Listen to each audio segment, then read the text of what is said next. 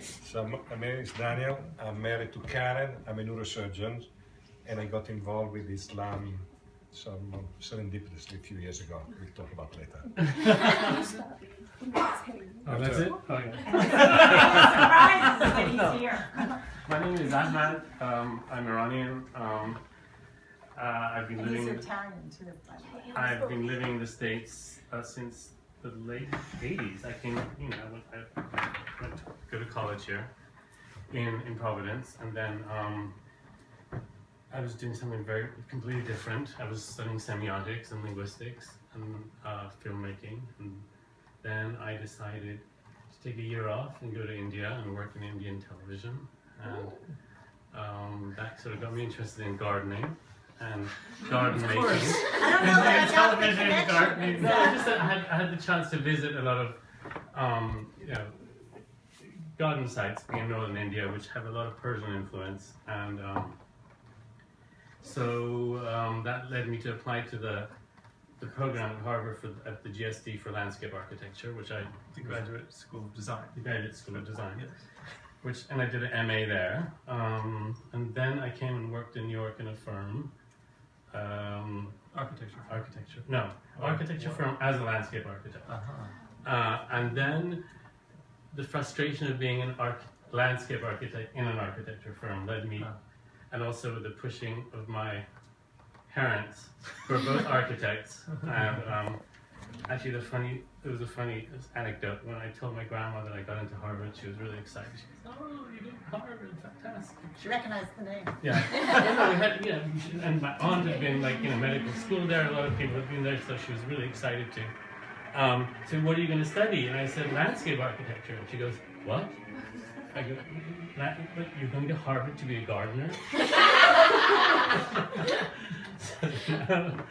So that was sort of her take on it. But then I came here and I studied, and I did another master's in architecture at Columbia, and I have my own practice now. I think the reason why I'm here is because I also have a passion for scent and perfume, and one day we were sitting in my kitchen, and I was just very casually, and it's going to be super casual, making you smell things, smell this, and then the history of it, I think, was what the history of these scents, and how they're derived, and what they mean, and what they mean culturally and in different contexts. I think was what I think Dominic then asked me to come speak about that aspect of it. So that's why I'm here. You have to tell me what Indian television show you worked on. It was we did it never was made. It was too controversial because it had to do with gardens. It did. It had to do with gardening, but in the sense that it was about women, the spaces of gender, and How topical. Wait, have you seen the documentary yet? Which one? On the rape? Yes. Yeah. I saw that. I was crying in a coffee shop. That was I didn't watch all of it. I just saw some of it. Yeah. And some of it had to do, with these cultural spaces of gender. And I think India back then, it was not ready to talk about, courtesans and menstruation and and spaces of where women are sort of either enshrined as as family women or as objects of delight, and so it was too controversial to talk about. Even now. Yeah. That's still the case. So. You see how interesting Ahmad is? Why we wanted to bring him here? Yeah. Anyway, so that was, and I'm here to talk about. Not you. No, really. We'll come back to Ahmad. He's our special presenter. So thanks to all of you for being here again. And so I'm Dominic Longo, as you know. Like we do. And I live here. She didn't. Well, see, so I also prepped a little bit. the little picture of me when I was about 19, right there, with my mom and my sister. So that's my sister there, and that's her little blonde-haired youngest boy. I don't have good pictures of her older two kids. That's my grandma, her from her funeral there. So there's all kinds of, I'm all over the place here, right? So you're getting, hopefully, part of inviting you here is to let you get to know me and to get to know you also. All the books on the shelves, you'll recognize this shelf. But the other books on the shelves are parts of me too. So please feel free to poke around and taste, touch, smell. You just turn around and see someone looking up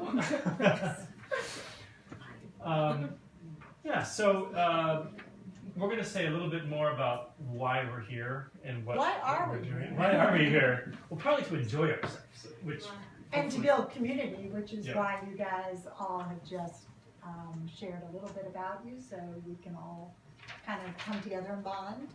Yeah. And get to know each other. And we're also here because we really believe in this Islamic culture, and that you may have learned about it in school, but you haven't experienced it necessarily. And so we want you to appreciate it through the 5 senses. I trust you all know those senses. And wait, I have 6. Yes, there you go. They wrote a book about that. And so, we believe that you will have a greater appreciation and understanding. And that we have a greater appreciation. And as will we, from all of our dialogue today, and kind of seeing what everybody brought to share. Yeah. So one thing that Karen and I have in common with, all of you, we're really interested in Islam and Islamic culture. So we're going to tell a little bit of our stories of how and why that's the case, as just kind of why we're here. We hope not to ramble on too much on this, but just cut us off. Yeah. So part of the story for me, as I've told you a little bit, is Cairo. When I was 22, moved there as a volunteer teacher in a all-boys Jesuit French immersion high school. And I spoke French. I was a French major. I didn't know a lick of Arabic. And somehow through that very challenging experience, being a first-year high school teacher is a challenging experience, no matter where. An all-boys school has its own challenges, fart jokes, all kinds of things. And being 22 and having freshmen in high school as my students, like 15-year-old, not a big gap. So that was a challenge, to be like a big brother who also was an authority figure, who also was a teacher. It was just like all kinds of, who didn't also speak their language. So they could say like the most vulgar words. Actually, my colleague, a very devout Muslim, Muhammad, was like, I have to teach you a few words. And they were like the jaw-dropping, like most vulgar words in Egyptian Arabic. And like, okay, armed with that, I'm ready to get to the 15-year-old boys. So I fell in love with Egypt that year, and with Cairo, and the kind of Arabic bug bit me and never let go. I just kept studying Arabic, and really just because of the people, because of the warmth, because of the hospitality, which are words that I would, in Nebraska where I grew up, I would have said, we value generosity and hospitality, but I learned totally new levels of generosity and hospitality, which are classic Arab values in particular, which I would say are broader in the Islamic world starting in some ways with the Arab culture. And I was like, I want to be more generous, and I want to be more hospitable, and I want to learn to be that kind of person. So those were some of the attractions that brought me to, doing more Arab study, doing a PhD in Arabic and Islamic studies, and becoming a professor. How did you pick Egypt? It's partly opportunistic. I had applied for a bunch of stuff as a senior in college, a Rhodes, a Marshall, a Fulbright, didn't get any of them. And all to do some study of Arabic and Islamic studies, because I was already interested in that world. And didn't get anything. My girlfriend senior year hired me for like a summer job, a summer internship. And I moved the equivalent, I moved into the village. I went to Boston College, I moved to where all the students lived after I graduated. It was the most anticlimactic thing. And I couldn't get a job except that my girlfriend hired me, And then this magazine came I was a Jesuit high school graduate myself from Omaha. It was like the alumni magazine of America, and the front cover was the Middle East, and the front story was on this French immersion all-boys school in Cairo, and they interviewed an English teacher there, a woman, so I knew they had an English program, and the internet was new at that time, so I Yahooed to find, this is 97, and there was no Google, you can imagine. Like 4. I was born. Anyway, so then I found this website of this school, and I got the email address of the president, and I started talking to people, and a month later I bought a ticket, and a month after that I was there. So when you become a senior, you never know what's You going to never happen. know. So my story is totally different. I grew up, and as I said, I kind of went through, I was a teacher actually, I forgot to tell you, before I ever went to medical school. I didn't tell you that one either, that's another surprise. So I did do teaching as well, and I taught middle schoolers, and that's like the age where, you know, they should go off to a funny farm and then come back. But I survived, and they did too. And actually, I got very interested along the way. I met my husband, and he's from Italy, and so we were already an interfaith marriage. And then our second child has a major disability, and it was all actually from being born premature, and not from some genetic whatever, but that changed my whole course of life, and I started a new path and got totally interested in disability, and actually ran an ICU from my home because it was on oxygen for 3.5 years. Wow. And kind of stopped practicing for a while and totally went a different route. And my oldest daughter, who's 1.5 years older than him, actually thought the second home was the hospital. I mean, you know, because we were there daily, because he spent the majority of his first year in the hospital. And, you know, after that, my dream was to develop an interfaith center or community. And somewhere along the way, when my husband gets to his story, he'll tell you his involvement with the Islamic world. And so I was planning to start it. You can let in on the secret a little bit. Okay, so I was kind of planning to start this community in Baltimore, where we are currently living. But unbeknownst to me, and even to him, his involvement with the Islamic world was in the United Arab Emirates, and a little bit we've been in Turkey. But this fall, he was approached to go to Saudi Arabia. So my husband is moving in 10 days, or 8 days now, 9 days, to Saudi Arabia, and I will be following him with my son. My girls will be staying in the US and visiting. And we will be moving to Saudi Arabia for 2 years. So yeah, how cool is that? So you're really interested in Islamic culture all of a sudden. So my interest was already there. I love Turkey, and I loved the United Arab Emirates, and now I'm moving into the only country that was never on my bucket list. Now you gotta visit the place that I made a presentation on. Yeah. Oh, where did you make it?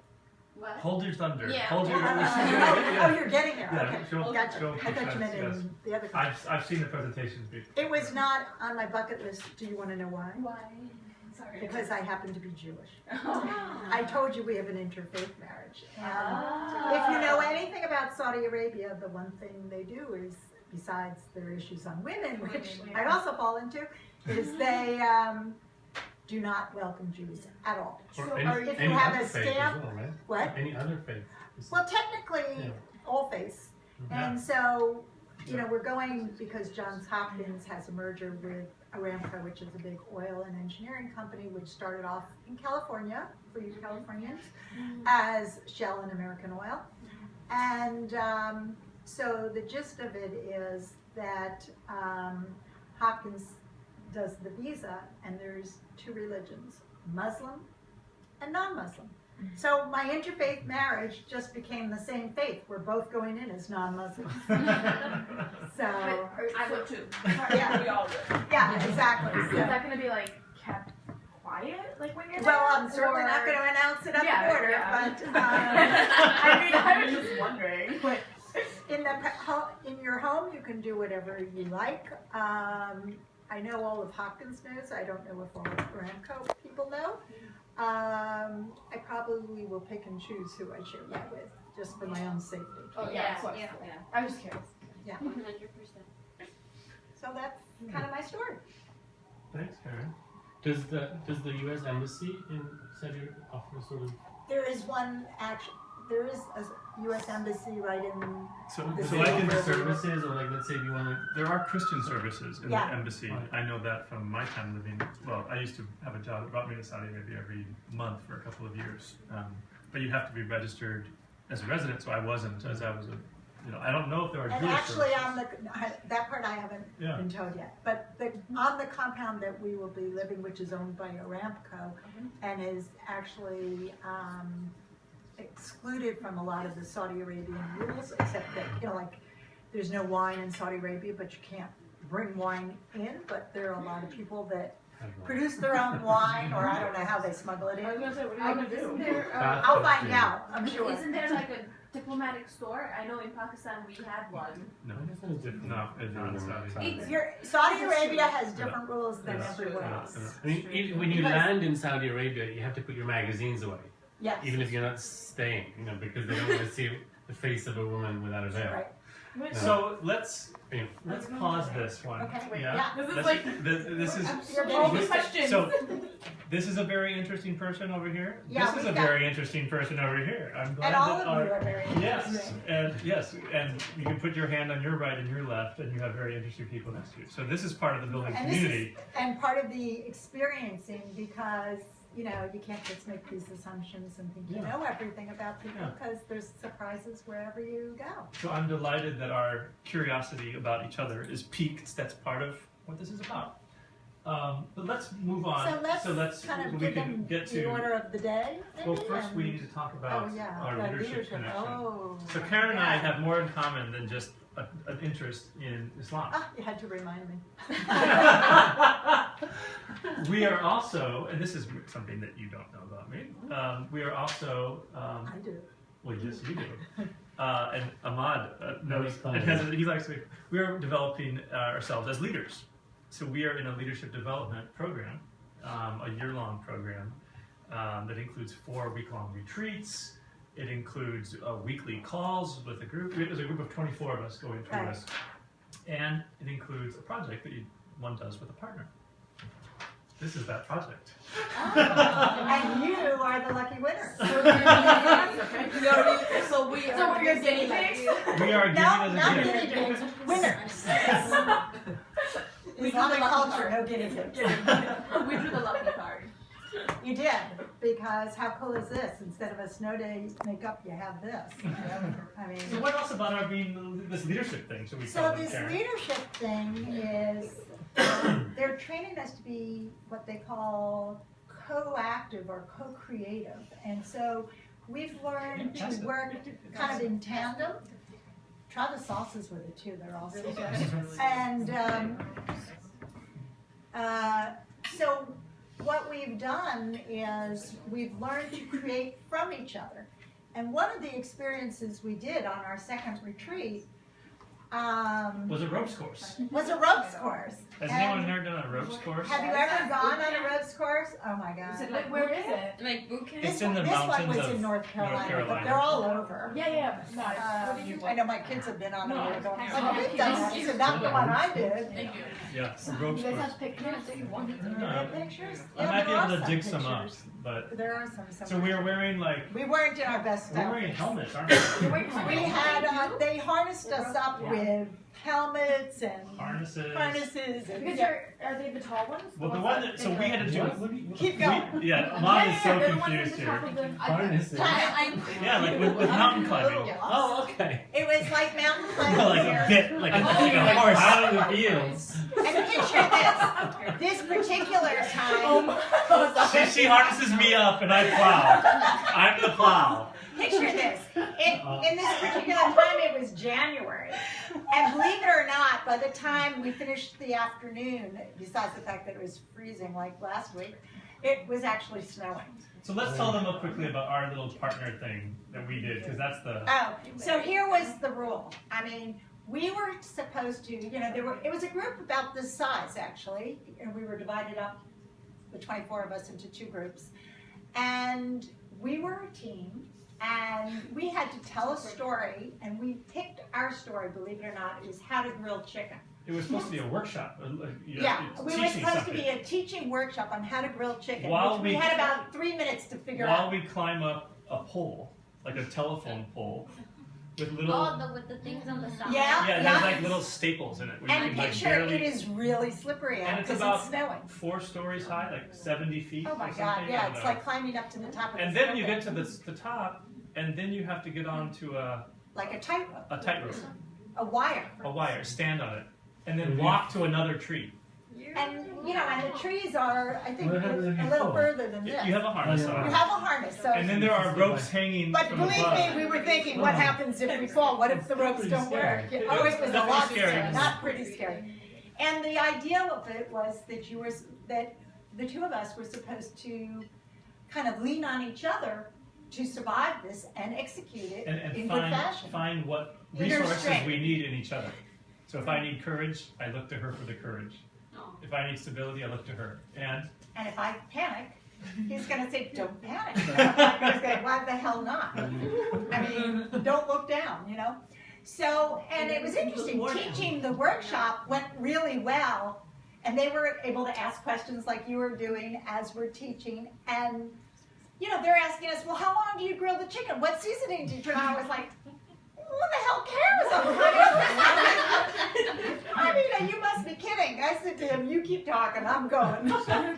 And one of the things we had to decide was who goes first and who goes second. Well, I'm very polite. I'm always like, you can go first, I'll be second. You know, I would be like you were before, like pass the story along and, you know, I'll pitch in when I'm ready and, you know, like everything's cool. And he says, no, I usually lead from in front. I stand in front of a classroom. I do all this stuff in front. I think I'm going to try going in the back. And I went, oh, my God. You mean I have to go in front? So I did. And I said, I'm going to get to the top as fast as I can because I don't even want to think. I don't want to look down. So we start talking, and I'm rambling about chicken. And he's like, and I'm going, Dominic, what do you think about the chicken? Turn it over. You know, and I'm just like... And we're just climbing up, and I start to go out on the wire, and all of a sudden I go back, and somebody from the ground says, why are you going back? I said, I'm going to wait for Dominic. I'm not going out there any longer than I have to. They go, he's right behind you. I was like, damn. And so I went, okay. And what we didn't tell you was hanging from above us were things like vines. To hold on to for kind of like, have you ever seen Tarzan? Yeah. I mean, that's what I was picturing She's the whole Tarzan. time. Mm-hmm. So I guess I'm Jane then. Yeah. Yes. So anyway, I'm going across and reaching out for this thing and going, oh my God, what if I miss? And I'm saying to myself, I can't miss because he's counting on me. And like, and that really was very motivating because without him there, I probably wouldn't have done this, you know. I have to tell you, I've done a lot of those, what are they called, those zip line things, and I'm the one that gets the booby prize and volunteers to stay with my son because they always tell us we can take him and then they don't have a harness that's going to work for him because the platforms go over. So today, we're on the line. We're on the, what is it called, the high wire? The high wire. And we're taking some like risks to try to do something new and different for you and with you. And we're kind of trying to look to each other for whatever we need to make this a great experience. So that's while having fun. While having and talking about chicken. No, we're going to talk about chicken. Well, actually, this time we're going to talk about Islamic culture instead. You know, that was the easier workshop. Speaking of which, we've already excelled in chicken. So we get to the Islamic stuff now. Yeah, I think we should. So today... the preview.